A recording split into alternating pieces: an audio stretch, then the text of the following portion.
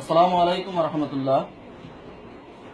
মুসলমান ভাইদেরকে দৃষ্টি আকর্ষণ করে বলছি যে এই যে দেখতেছেন এটা একটা স্পিকার, এখানে লেখা আছে মেড ইন চায়না, বাট এই কভার বক্স গুলা বানাইছে কাবাগরের, ঠিক কাবাগরের ইয়া করি।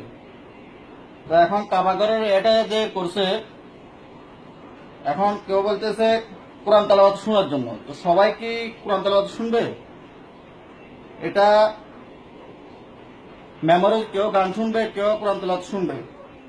কিন্তু বড় দুঃখের বিষয় হচ্ছে আমরা মুসলমান জাতি বড় হতভাগা যে কাবাগরের ভিতরে কি গান চলে?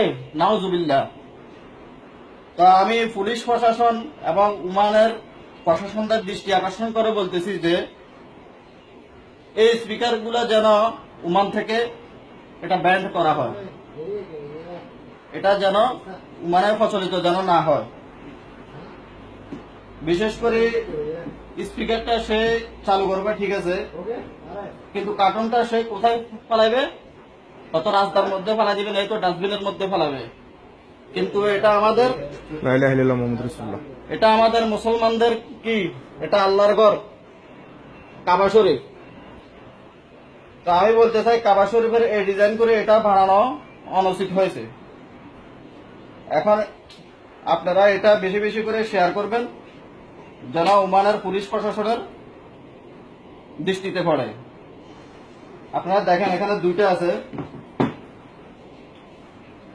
এই যে দেখেন এগুলো দুইটা, একটা পুরো কাবাগরের ডিজাইন করে বানাইছে, স্পিকার বানাইছে।